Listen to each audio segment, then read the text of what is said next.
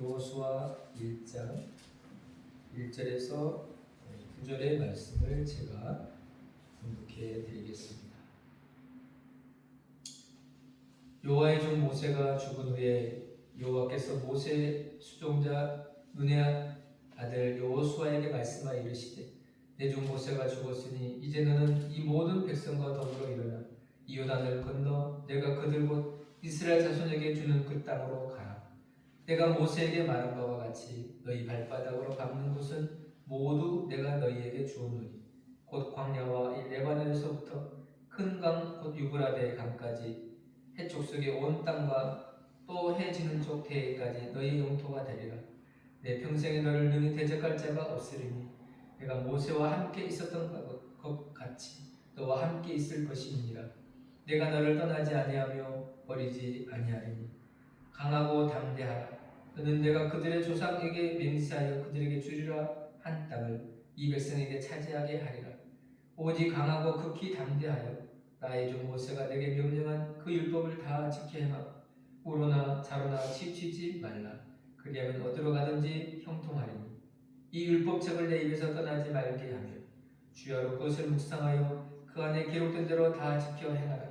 그리하면 내 길이 평탄하게 될 것이며 내가 형통하리라. 내가 내게 명령한 것이 아니냐. 강하고 담대하라. 두려워하지 말며 놀라지 말라. 내가 어디로 가든지 네 하나님 여호와가 너와 함께 하느니라 하시니라. 아멘. 성경 다음으로 가장 많이 팔리고 읽힌 책이 바로 철로 역정이라는 책이 있습니다. 이 책 안에 보면 이 크리스찬한 사람이 순례길을 떠나는데 아주 무거운 짐을 등에 지고 천성을 향해 가는 순례길을 가게 됩니다.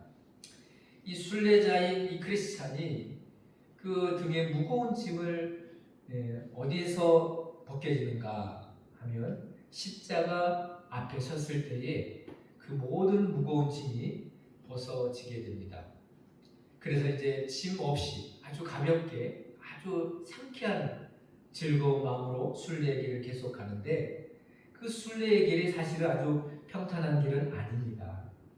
절망의 늪에 빠지기도 하고 유혹을 받아서 곁길로 나가기도 하고 또 여행길에 지쳐서 그만 깊이 잠자다가 하나님의 말씀인 이 두루마리를 잃어버려서 너무너무 어려움을 당하는 모습을 읽어볼 수 있습니다. 이렇게 이제 순례의 길을 계속 가다가 어느 한 지점에 가면 이 크리스찬이 뷰티풀 하우스라고 하는 그 집을 보게 되는데 그곳으로 들어가고 싶어 하죠. 그런데 이제 들어가고 싶지만 그 바로 앞에 두 마리의 아주 큰 사자가 딱 버티고 서 있는 것입니다. 그래서 이 크리스찬이 너무나 이 사자가 무서워가지고 들어갈 수가 망설이고 들어가지 않으려고 망설이고 도망치려고 하는데 문지기가 이렇게 말해줍니다. 사자를 두려워하지 마라. 이 사자는 단단히 묶여있다. 믿음을 시험해서 확신이 없는 사람들을 가려내려고 묶어두었으니까 길 한 복판으로 벗어나지만 않으면 털끝만치도 건드리지 않을 거니까 오라고 말해줍니다. 그러니까 이 크리스찬이 그 말을 믿고 정말 두려웠지만 길 한중간으로 사자 그 사이로 들어가서 뷰티풀 하우스에 이르게 됩니다. 사람들이 이 사자 앞에서 다 겁을 먹고 그리고 두려워 떤다는 거죠.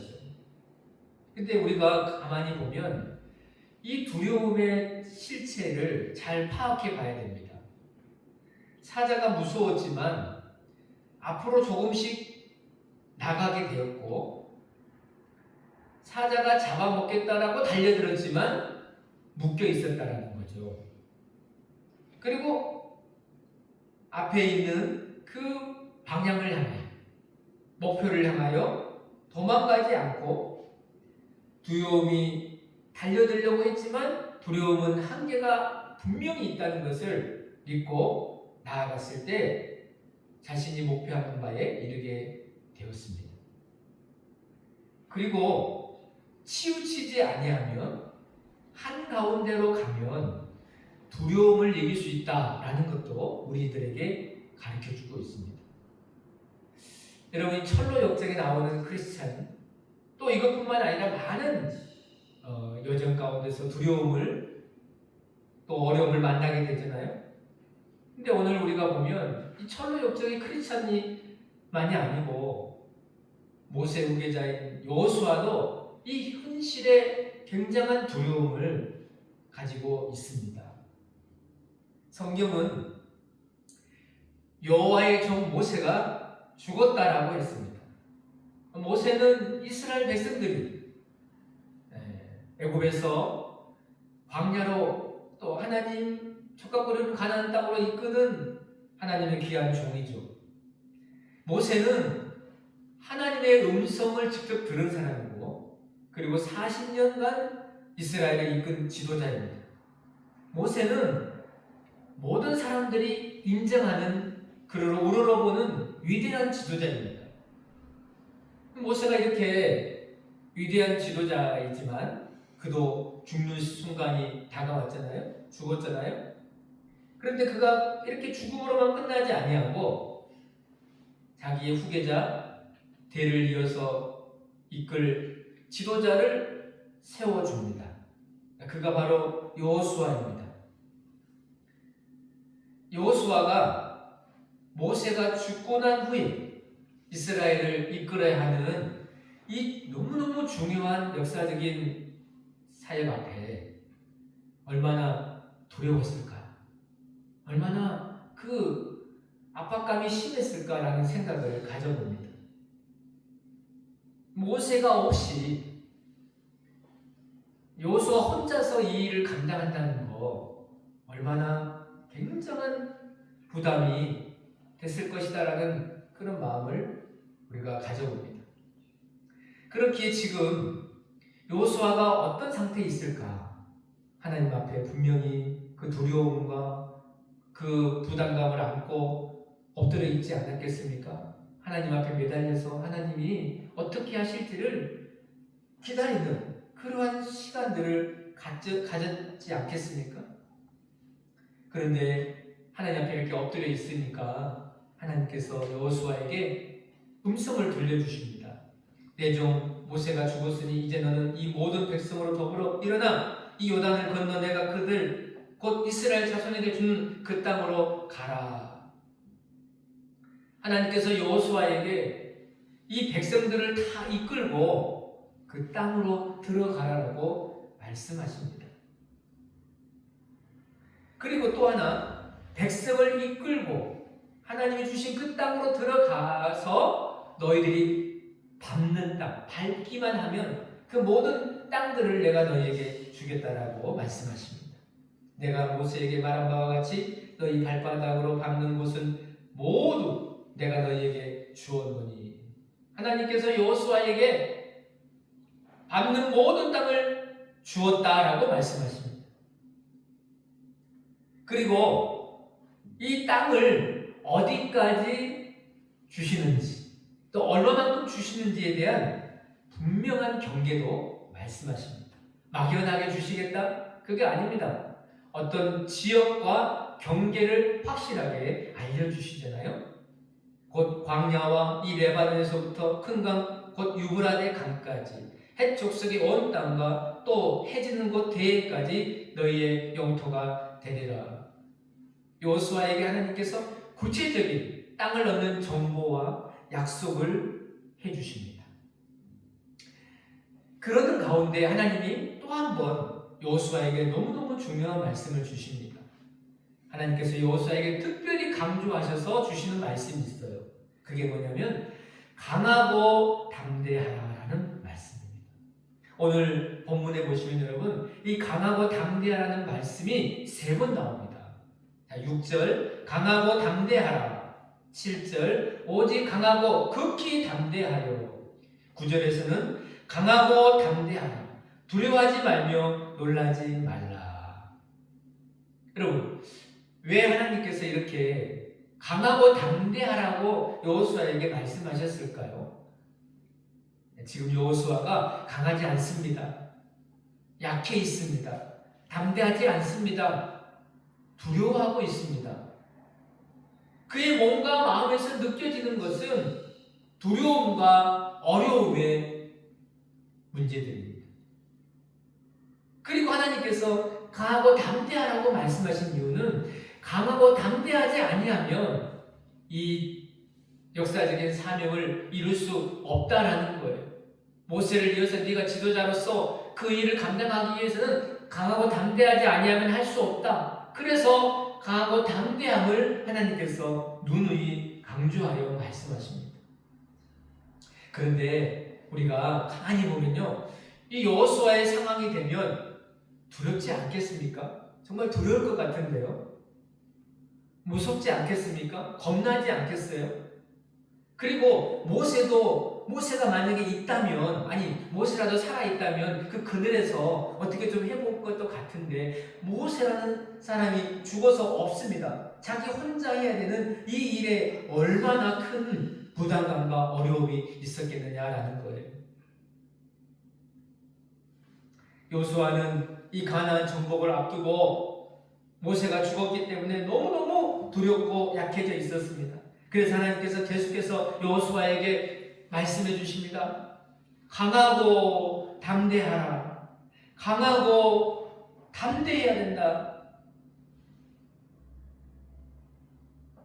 그런데 우리가 오늘 성경에 보면 하나님께서 주시는 이 사명을 감당함에 있어서 여호수아가 강하고 담대할 수밖에 없는 이유가 충분히 주어졌어요. 막연하게 또 강하고 담대하는 것이 아니라 이미 하나님께서 그 말씀 안에서 네가 강할 수밖에 없고 담대할 수밖에 없다는 것을 여기 말씀에서 보여주십니다. 자, 어떻게 여호수아는 강하고 담대할 수 있었습니까? 먼저는 하나님이 주신 비전이 있기 때문입니다. 하나님께서 모세가 죽은 후에 여호수아에게 이루어야 할 비전을 제시하십니다. 그 비전이 너무너무 분명하고 명확합니다. 모든 백성으로 더불어 들어가서 그 땅을 정복하라, 그 땅을 밟으라라고 하나님이 비전을 명확하게 제시해 주십니다. 자기가 가고 싶은 곳으로 가는 것이 아닙니다. 내 마음대로 하는 것이 아니라 하나님이 어디로 가야 될지, 무엇을 해야 될지를 이미 비전으로 알려주시고 계십니다. 여러분, 비전이란 눈으로 보는 거 아니겠습니까? 이미 여호수아는 38년 전에 가나안 땅을 정탐한 비전의 사람입니다. 비전의 사람입니다. 그 땅을 미리 보았고 밟아보았습니다. 여호수아는 가나안 땅을 보고 와서 그 비전에 사로잡혀서 그 비전을 믿음으로 고백하게 됩니다. 민수기 14장 6절에서 9절 말씀 우리 한번 같이 읽어볼까요? 그 땅을 정탐한 자 중에 눈의 아들 여호수아와 여분네의 아들 갈렙이 자기들의 옷을 찢고 이스라엘 자손의 온 회중에게 말하여 이르되 우리가 두루 다니며 정탐한 땅은 심히 아름다운 땅이라. 여호와께서 우리를 기뻐하시면 우리를 그 땅으로 인도하여 들이시고 그 땅을 우리에게 주시리라. 이는 과연 젖과 꿀이 흐르는 땅이니라. 다만 여호와여 거역하지 말라. 또 그 땅 백성을 두려워하지 말라. 그들은 우리의 먹이라. 그들의 보호자는 그들에게서 떠났고 여호와는 우리와 함께 하시느니라. 그들을 두려워하지 말라 하나. 여호수아는 가나안 땅을 보고 정탐하고 와서 하나님이 주신 비전으로 충만했습니다. 비전이 넘치는 사람이었어요. 내가 이루고 싶은 것이 아니라 하나님이 보여주신 그 비전의 확신이 있습니다. 여러분, 하나님은 지금도 우리들에게 무엇을 심어주십니까? 비전을 심어주신다는 거예요. 꿈을 심어주신다는 거예요. 지금 당장 눈에 보이지 않고 들리지 않고 손에 잡히는 거 없어도 하나님이 우리들에게 이루어야 될 비전을 명확하게 알려주십니다.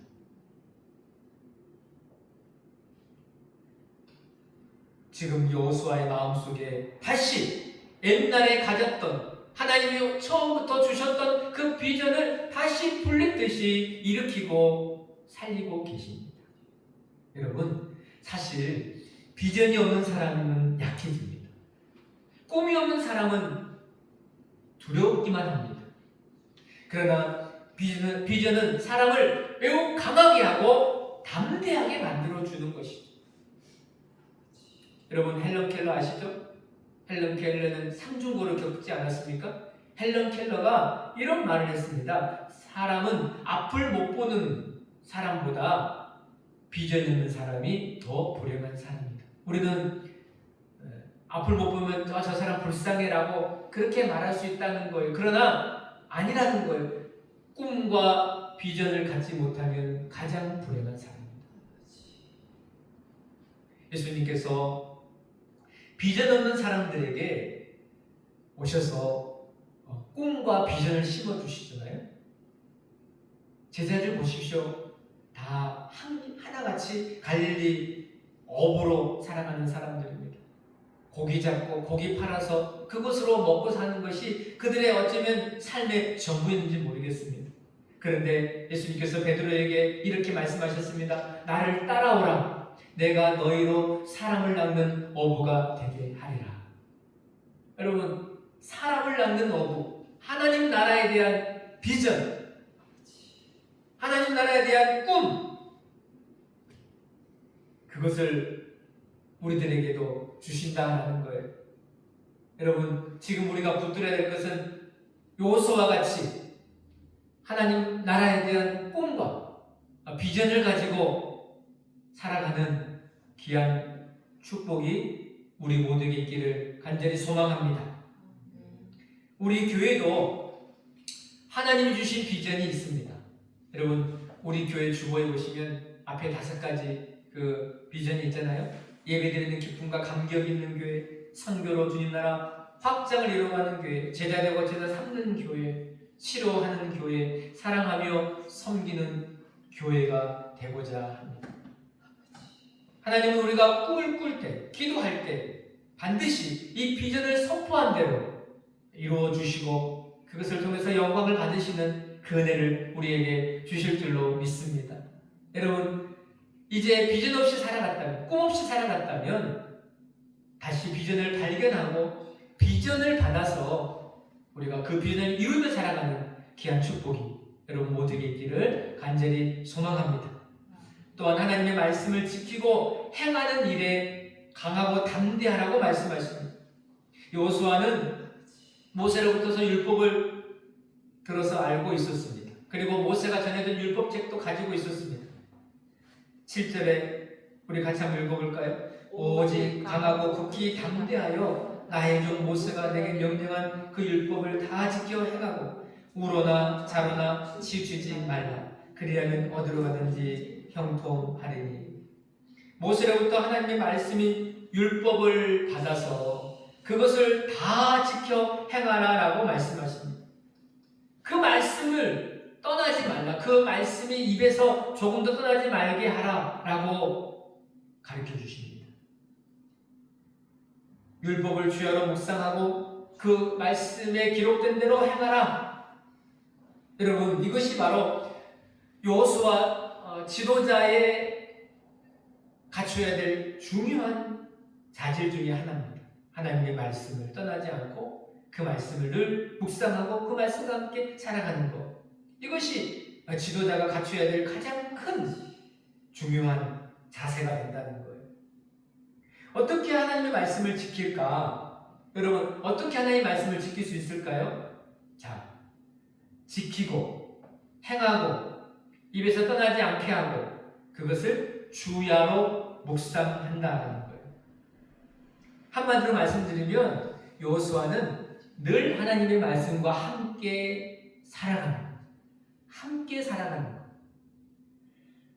어제도 책을 보니까 제주 한 달 살기, 유럽 한 달 살기 하잖아요.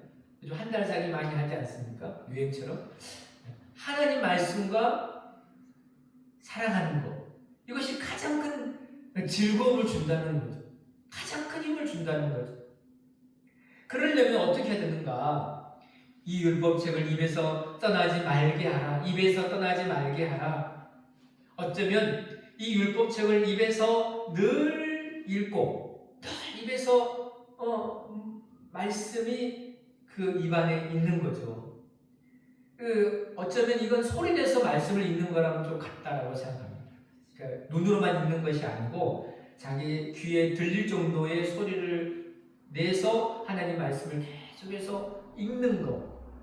그럴 때 그게 말씀이 들려오고 그리고 묵상이 되고 그리고 말씀이 깨달아지면서 그 말씀이 나와 함께하는 하나님이 말씀하셔서 나를 만나주시는 그러한 경험을 가지게 되는 것이죠. 이렇게 여러분 말씀이 충만하게 되면 우리 안에 뭐가 생기는가? 강함이 생긴다는 거예요. 강하게진다. 말씀이 우리 안에 충만하게 되면 아주 담대해집니다. 어떤 것도 두렵지 않습니다.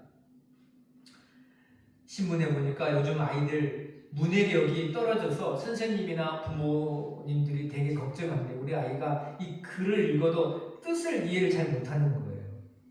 그러니까 그 원인이 뭔가를 잘 읽어봤더니 독서를 안 하기 때문에 책을 안 읽는다는 거예요. 물론 우리가 이북으로 핸드폰으로 책을 읽을 수 있지만 이 종이로 된 책들을 많이 읽을 때 문해력이 향상될 수 있다는 거죠.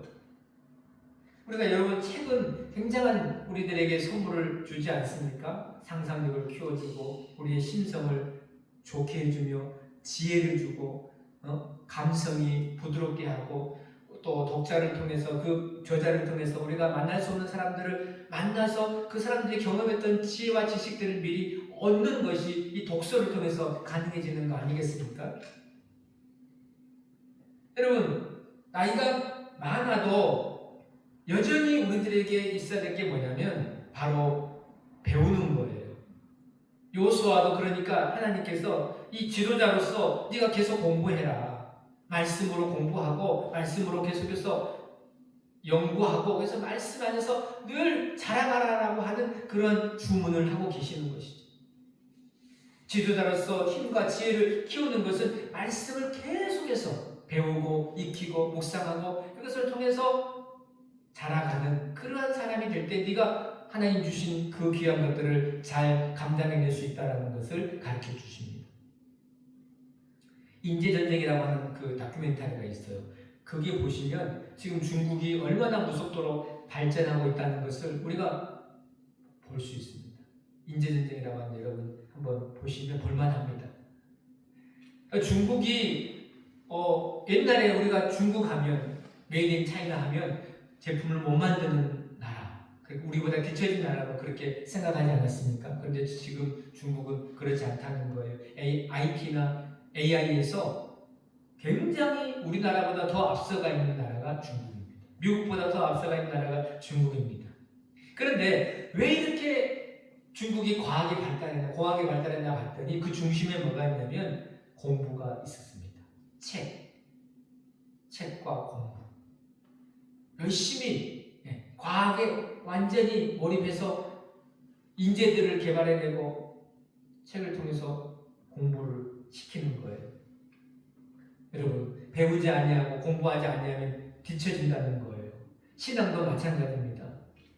계속적으로 공부하지 않으면 말씀을 읽고 배우지 않으면 말씀을 몸에 내가 체득시키지 아니하면 신앙도 떨어지고 믿음도 떨어집니다. 여러분 좀 배우는 것에 대해서 두려워하지 말고 하나님 말씀을 부지런히 배워서 강하고 담대해지는 그런 하나님의 사람들이 다 될 수 있기를 간절히 바랍니다. 그리고 또 하나가 있습니다. 하나님께서 여호수아에게 내가 너와 함께하니 강하고 담대하라고 말씀하셨습니다. 여러분 강하고 담대하라라고 하는 이 말씀이 오늘 본문에 보면 그것이 여호수아에게 명령으로 주어지고 있다는 것을 아십니까? 우리 9절 말씀을 함께 다시 읽어보겠습니다. 내가 내게 명령한 것이 아니냐. 강하고 담대하라.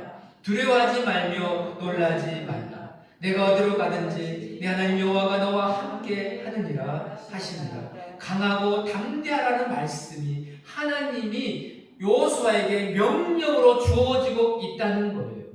왜 이렇게 명령을 하고 계셨을까요? 사실 여호수아는 군인이거든요. 싸움을 잘해요. 그래서 실제로 아말렉과 나가서 장수로서 싸우지 않았습니까? 그렇기 때문에 이 명령이라고 하는 것을 누구보다도 이해를 잘합니다. 명령은 반드시 드려야 되는 것이죠. 지휘관의 명령은 전쟁에서 가장 승패의 중요한 가림길입니다. 명령을 거역하면 죽음이죠. 그러나 그 명령을 따라야 하는 것이죠. 그러면 하물며 지휘자의 명령을 따라야 한다면 하나님의 명령은 어떻겠습니까? 하나님이 이렇게 하라고 하셨을 때 그 명령하는 것을 그대로 지키며 따라하는 거죠. 여러분, 여호수아는요, 하나님과 함께 하는 그런 신앙을 일찍이 가졌던 사람입니다. 모세는 일을 다 마치면 진으로 돌아왔잖아요. 그런데 여호수아는, 젊은 여호수아는 진으로 돌아오지 아니하고 해막에 머물러 있었다라는 거예요. 왜 해막에 머물러 있었을까요? 원래 이 해막은 하나님이 머무시는 장소입니다. 하나님의 임재가 있는 장소입니다. 하나님이 함께 하시는 장소입니다. 그러니까 여호수아가 그 해막에 머물러 있었다는 말은 내가 하나님과 더 함께 있고 싶고 하나님과 더 깊은 교제를 나누고 싶고 하나님과 더 함께 지내고 싶다라고 하는 그러한 신앙에서 그는 해막을 떠나지 아니하고 해막에 머물러 있었습니다. 나 하나님과 함께하고 싶어요. 그런데 지금은 하나님이 내가 너와 함께하고 싶다. 내가 너와 함께할 것이다. 내가 너를 반드시 떠나지 아니할 거라고 하는 그런 말씀으로 여호수아와 함께 계신다라고 약속하십니다. 여러분, 여호수아가 여기에서 얼마나 큰 힘을 얻었을까요? 하나님이 나와 함께 하신다고 하니 여러분, 이제는 강하고 담대해지지 않겠습니까? 강하고 담대할 수밖에 없는 이유, 하나님이 모세와 함께 있었던 것 같이 나와 늘 함께 해주시는구나 라는 것을 믿는 것입니다. 아프리카 정글에서 선교했던 리빙스턴이 영국에 돌아와서 대학생들 앞에서 강의를 할 수 있는 기회가 있었대요. 그러니까 학생들이 강의를 마치고 이제 리빙스턴에게 질문하는 것입니다. 선교사님, 그렇게 어렵게 아프리카에 가서 그 정글에서 그 위험하고 어려운 데 가서 선교하시니까 힘들지 않습니까? 라고 질문합니다. 그때 리빙스턴이 이렇게 말했다는 거예요. 마태복음 28장 20절, 볼지어다 내가 세상 끝날까지 너희와 항상 함께 있으리라. 나와 항상 함께 하시는 주님이 약속하셨습니다. 그러니 나는 아프리카를 할지라도 정글을 할지라도 두렵지 않습니다. 그러니 나는 이 말씀 붙들고 강하고 담대하게 선교할 수 있습니다라고 말했다라는 거죠. 사랑 여러분, 어떤 사람이 AI에게 이렇게 질문했답니다. 너의 모든 정보와 너의 모든 지식을 다 동원해서 내가 내 평생에 잊어버리지 않을 중요한 인생의 모토가 되는 말을 한마디 해달라. 이렇게 명령을 넣은 거예요. 그러니까 AI가 이렇게 답해줬답니다. 두려움을 택하지 말고 사랑을 택하라. 여러분, 이런 AI 좀 괜찮지 않습니까? 두려움을 택하지 말고 사랑을 택하라. 두려움을 택하지 말라. 여러분, 정말 두렵고 우리를 약화시키는 것들이 참 많습니다.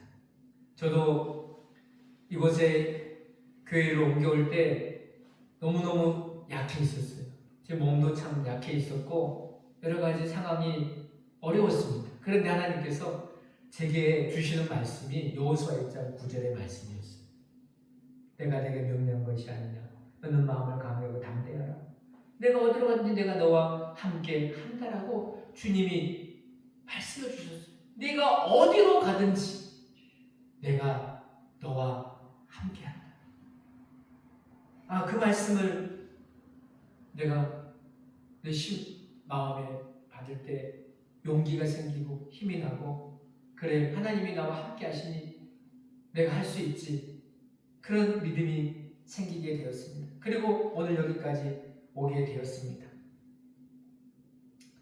여러분, 하나님이 주신 비전을 붙들 때 우리는 강해집니다.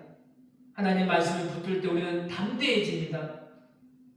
내가 어디로 가든지 네가 무엇을 하든지 하나님이 함께 하신다고 하는 약속을 붙들 때에 우리는 여호수아와 같이 우리 현실은 어렵고 우리 앞에 두려움이 있다 할지라도 능히 그것을 뛰어넘어서 하나님이 주신 사명을, 하나님이 주시는 꿈과 비전을 이루어 나가는 하나님의 사람들로 살아가게 될 줄로 믿습니다. 우리 교회도 강하고 담대해야 됩니다. 여러분, 한 분 한 분도 이제 하나님 능력으로, 말씀으로 담대하여 하나님의 귀한 역사와 기적을 함께 이뤄나가는 우리 교회, 우리 성도님들 다 되시길 간절히 바랍니다. 기도하겠습니다. 하나님 아버지, 감사드립니다. 하나님의 그 계획과 뜻을 우리는 다 알지 못하지만 하나님이 인도하신 따라 내가 어디로 가든지 내가 너와 함께 하겠다라고 말씀해 주신 이 귀한 말씀 하나 붙들고 여기까지 왔습니다. 하나님, 우리를 여기까지 인도하신 주님, 앞으로도 장래에도 인도하셔서 강하고 담대하게 하나님 주신 사명을 잘 감당하며 하나님의 영광을 나타내 살아갈 수 있는 우리 교회, 우리 성도님들 될 수 있도록 은혜를 허락하여 주옵소서. 여호수아와 같은 비전의 사람으로, 여호수아와 같은 비전의 교회로 하나님 온전히 기쁘시게 하는 그 놀라운 꿈 이루어드리는 저희 모두 되게 하여 주시옵기를 원하오며 예수님의 이름으로 기도하옵나이다.